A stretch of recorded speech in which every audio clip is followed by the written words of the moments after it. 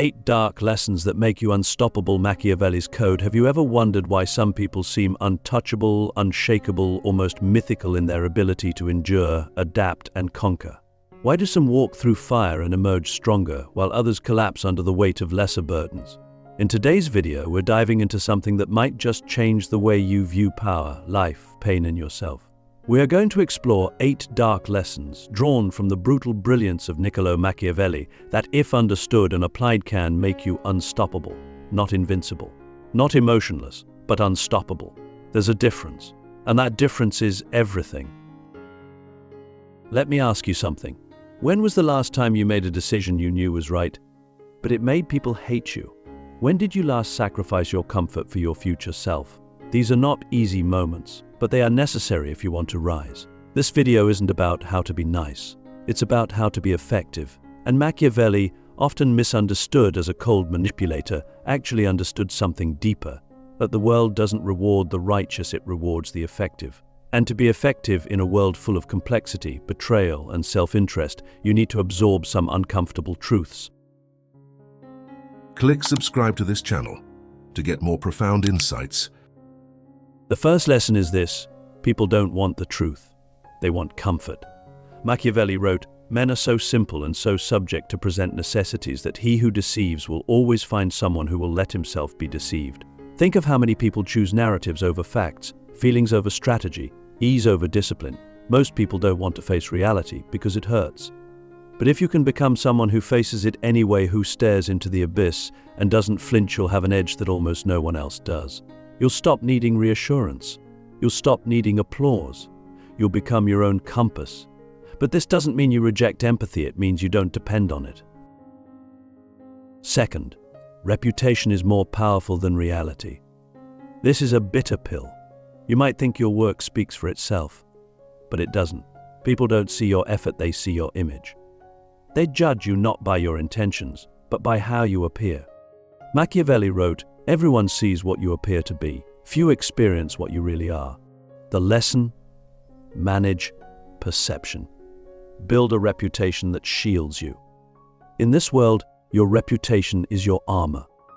But don't confuse the mask with the face. You need both, one for the world, one for yourself. Third, kindness without power is ignored. Think about all the times you try to be nice, helpful, selfless, only to be overlooked, dismissed, or even used. Why? Because in the real world, kindness is only respected when it comes from a position of strength. Otherwise, it's seen as weakness. Machiavelli advised rulers to be feared if they cannot be loved. This isn't a call to be cruel, it's a call to be strategic. When you lead with strength, your kindness has weight. Without strength, your kindness is charity. And charity in the wrong context breeds contempt. Fourth, loyalty is transactional. This one hurts. We want to believe people love us unconditionally, but most loyalty is based on value, on what you provide emotionally, financially, psychologically. When that value disappears, so does the loyalty. Machiavelli didn't romanticize relationships. He understood that human beings are self-interested creatures, and if you rely on loyalty without understanding the incentives behind it, you will be betrayed again and again. So what do? You build alliances based on aligned interests. You learn to see through affection and into motivation. And you never forget, loyalty is not something you are owed. It is something you earn and re-earn through relevance. Let me pause here and ask you something. Have you ever been betrayed by someone you thought would never turn on you? Have you ever watched someone switch sides once you were no longer useful to them? It's not because they're evil. It's because they're human. And the sooner you accept that, the less you'll suffer and the more you'll prepare. Fifth, control the narrative, or the narrative controls you. This one's massive. In every situation, there's a story being told. About you, about your actions, about your worth. If you don't define that story, someone else will. And they won't be generous. In his time, Machiavelli understood the power of myth. He knew that rulers needed to project strength, decisiveness, even ruthlessness, not because they were always those things, but because appearing to be so gave them power. We live in a world of social proof, perception, and storytelling. You have to become the author of your own legend, not by lying, but by choosing what to amplify. You don't have to show everything, just what matters. The parts that reinforce your position and your purpose. Now, here's a deep question. Are you living by your truth or someone else's script? Are you shaping your reality, or are you trapped in a role someone else cast you in? Most people don't even realize they've been assigned a role by family, by society, by their past. But if you don't break that script, it becomes your prison. Sixth, comfort is the enemy of greatness. Machiavelli admired those who could endure discomfort because they were the ones who survived upheaval and chaos. Comfort makes us soft. It makes us reactive. It makes us dependent. But discomfort, that's where the sharpening happens. That's where you become dangerous in the best way. You want to be unstoppable? Get comfortable with discomfort. Seek it. Train in it. Live in it. Because the world will not always be soft. And when it gets hard, the comfortable crack. The prepared rise. Seventh, forgiveness is a strategy, not a virtue. This one's controversial. We're taught to forgive because it's morally right. But Machiavelli saw forgiveness as a tool. You forgive when it serves your interests, when it strengthens your position, when it creates loyalty or stability, but you don't forgive blindly. That's not virtue, that's vulnerability. Ask yourself, are you forgiving someone out of wisdom or out of fear? Are you letting go for your growth or because you're afraid of confrontation? Strategic forgiveness isn't weakness. It's power under control. Eighth and final, you must become a lion and a fox. This is one of Machiavelli's most famous and profound teachings. A lion is strong but easily trapped. A fox is cunning but weak. To succeed, you must be both. You must have the strength to enforce your will and the cunning to avoid traps. Most people are one or the other. But if you can learn to blend raw power with subtle intelligence, you become something rare, something formidable. And here's the final question of this part. Which are you more of right now, the lion or the fox?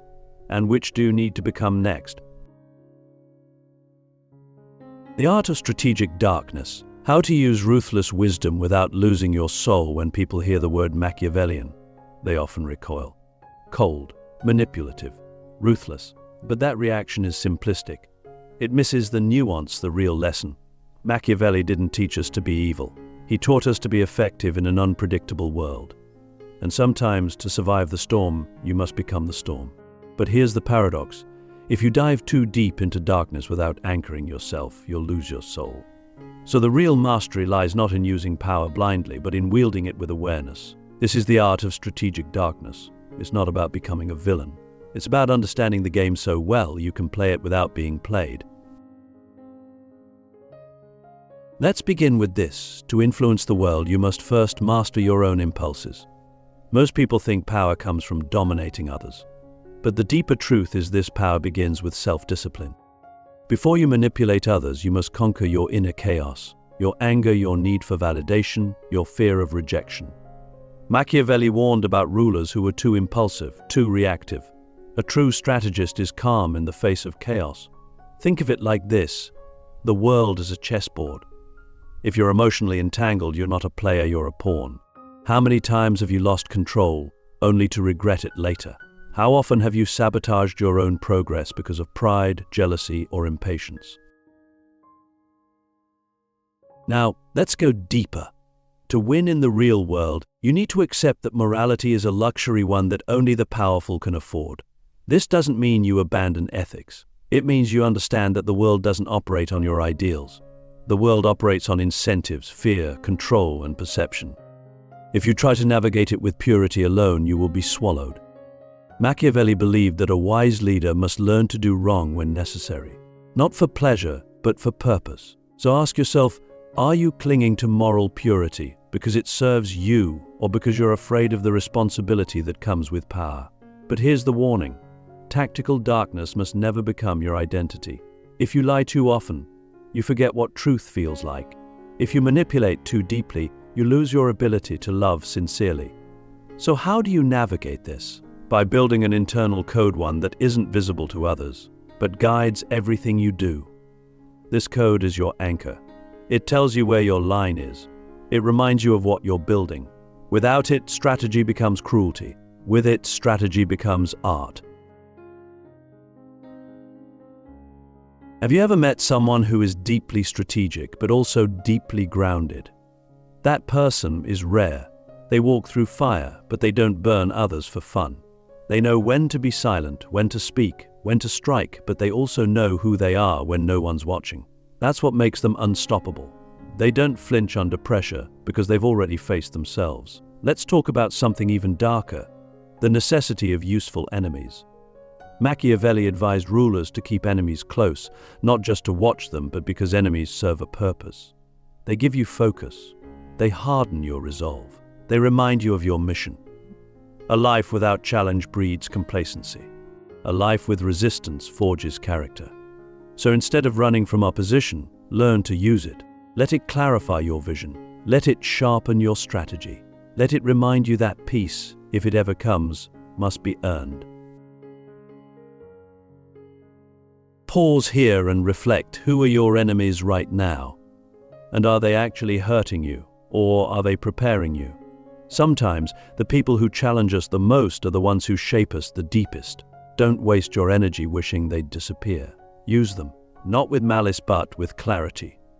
And now the hardest truth of all: you will be misunderstood. If you walk this path of strategic darkness, of power with purpose, you will be judged. People will call you cold, ambitious, manipulative. Let them. You're not here to win a popularity contest. You're here to build something that lasts. And guess what? The greatest builders, the greatest thinkers, the greatest warriors, they were all misunderstood in their time. Because people fear what they don't understand, and they hate what they cannot control. So you face a choice. Do you dull your edge to make others comfortable? Or do you embrace the discomfort of being different so you can become something greater? Unbreakable focus. How the ruthless rise while the rest are distracted. The world is louder than ever. Notifications, opinions, outrage, dopamine, endless scrolls, and shallow validation. It's a storm of noise that steals your attention one click at a time. And in that noise, people are drowning. But not everyone. There are a few, very few, who stay focused, who don't flinch, don't sway, don't get pulled into the chaos. And those are the ones who rise. Because focus is the new superpower. And in the world Machiavelli described one ruled by perception, strategy, and hidden power, focus is not just a virtue. It's a weapon. Machiavelli understood something essential. Distraction is not just harmless, it's a form of control. A distracted population is easier to govern. A distracted person is easier to manipulate. If you can't hold your attention, someone else will hold it for you. Think about that. Every time you reach for your phone, every time you fall into outrage culture, every time you let gossip, fear, or petty drama consume your mental energy, you're surrendering your agency. You're trading your throne for comfort, and while you scroll, someone else is sculpting. While you argue, someone else is building. While you seek the next dopamine spike, someone else is mastering pain. So here's the Machiavellian truth. To become unstoppable, you must starve distraction and feed discipline. This isn't glamorous. It's not sexy. It's not viral, but it's brutal and effective. You have to train your brain like a warrior trains his body. Remove what weakens you. Control your inputs. Guard your time like a fortress. Most people live like peasants, begging for attention, entertainment, validation. But those who rise, they live like kings even when they have nothing, because their mind is sovereign. Their focus is sacred. Let me ask you something deeply uncomfortable. Do you control your time, or has it been colonized by the world? How much of your day is truly yours? How much of your thought is original? How often do you sit in silence and direct your mind where you want it to go, rather than letting it be hijacked by algorithms, news cycles, or someone else's crisis? This is where the ruthless rise, because they understand that focus is finite. You only have so much energy, so much clarity, so many good decisions you can make in a day. And every distraction is a theft. Every pointless argument is a robbery. Every 5 minutes spent on something that doesn't push your vision forward, that's 5 minutes you gave to your enemy. Not an enemy with a sword, but an enemy with a smile. An enemy in the shape of comfort, entertainment, or easy pleasure.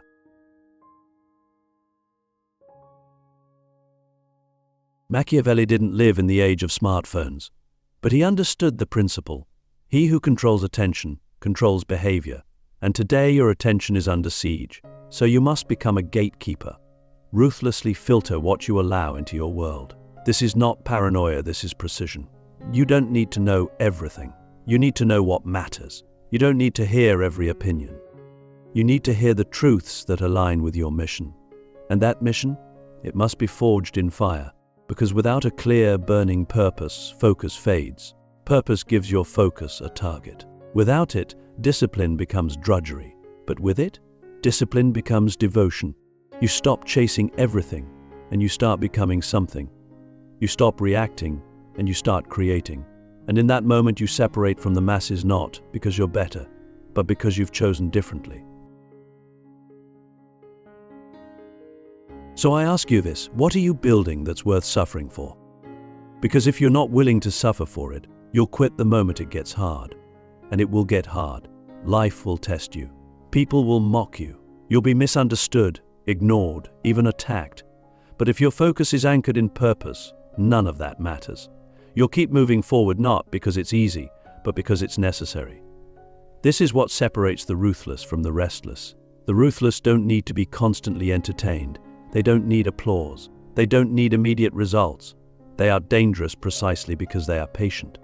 And patience, when paired with unbreakable focus, becomes a superhuman force.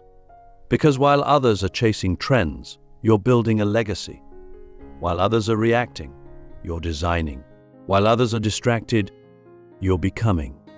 So here's the final truth of this part. In a world addicted to noise, silence is your edge. The one who can sit in solitude and still feel powerful, that's the one who cannot be controlled. That's the one who becomes unstoppable.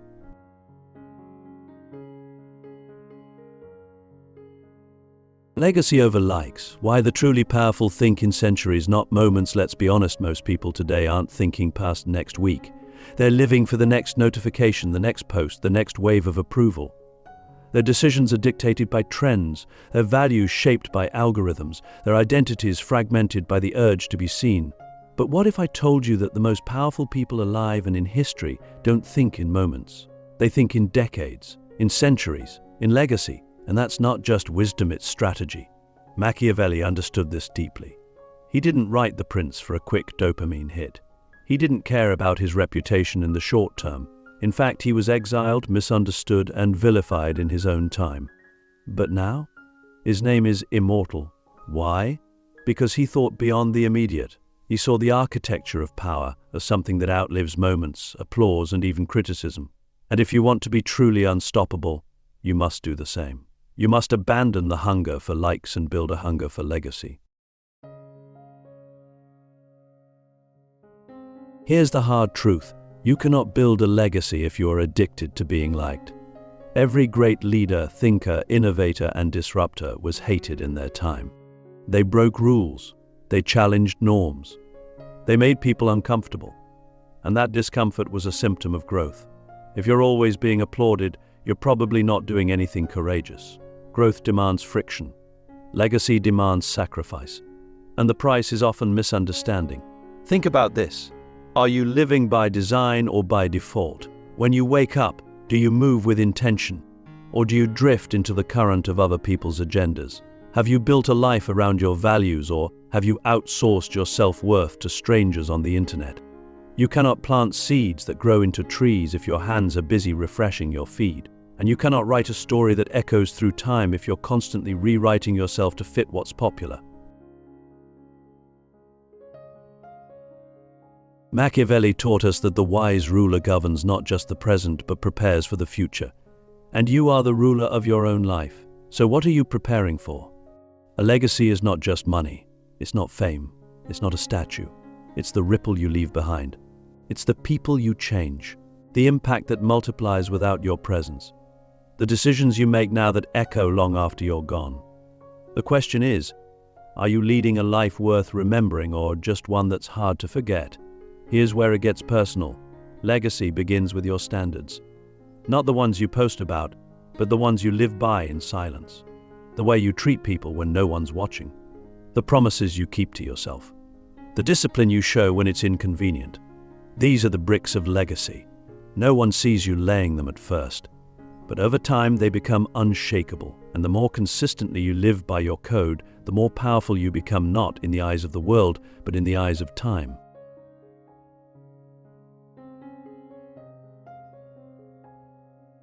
And time is the real judge, not your followers, not your boss, not your critics. Time either reveals your truth or buries your illusion. If you want to be unstoppable, you need to think like time. Move slowly. Strike precisely. Build deeply. And never confuse popularity with impact. Because most of the people who make noise are forgotten. But those who move in silence, with purpose and intention, they are remembered. So here's your final question. What will remain when you're gone? Strip away the fame, the wealth, the image. What truth will survive you? What systems will still work? What people will still be better because you existed? Machiavelli wasn't teaching us to be cruel. He was teaching us to be conscious.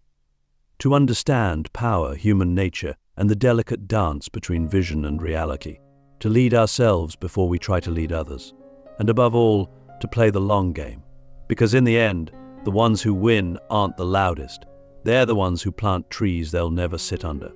The ones who choose legacy over likes. And that, my friend, is what makes you unstoppable.